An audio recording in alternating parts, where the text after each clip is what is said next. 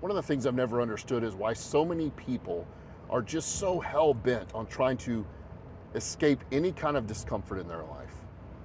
Do you really believe that you can get away from all things that are discomfort? And worse, one of the things that's happening in this country is that people are demanding that they not be put in discomfort.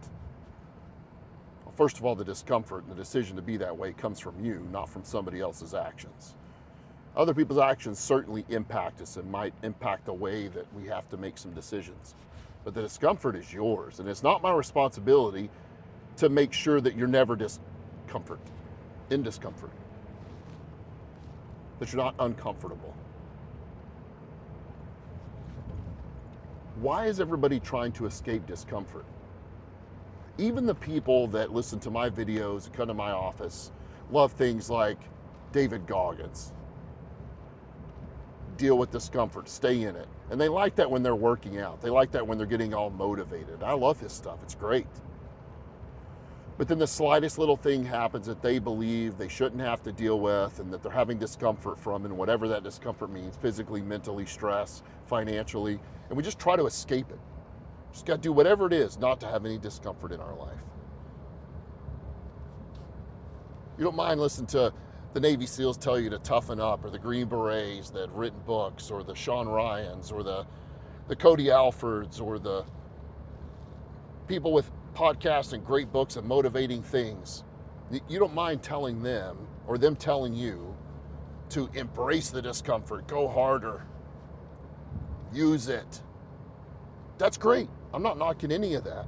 I use that stuff myself. But then once we're done with that activity, or once we're done with that thing in our life that we needed that motivation for, now we all just sit around and try to get away from discomfort. Things are uncomfortable, folks. Life is uncomfortable. When are you going to learn to do the things that are uncomfortable? My business would have never grown if I stayed uncomfortable. I would have never learned to get mentally better by just staying in what I thought was comfortable. That uncomfort was things like anger and rage and depression and anxiety and guilt. But I can handle them. I'll just toughen up and handle it.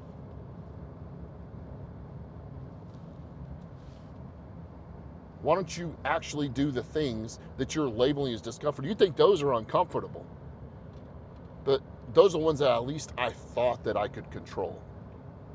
The reactions that felt like they made sense because of what was going on in my life.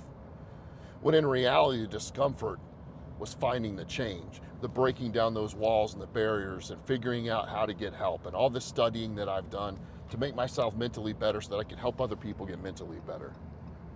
We love those people that are willing to go out and be uncomfortable and do the hard things. That's why many of us signed up for things like public safety or the military. We're willing to do the discomforting or really hard things till it comes to something that maybe doesn't affect other people. We just sit there fighting to get away from discomfort. I'm not responsible for you being uncomfortable, for many of you. So it's tearing this country apart. The demand that you must not be uncomfortable. Uncomfortable is nothing. Uncomfortable is not pain.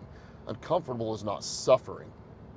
So many of you think you're in pain and suffering for things that you're just in discomfort about.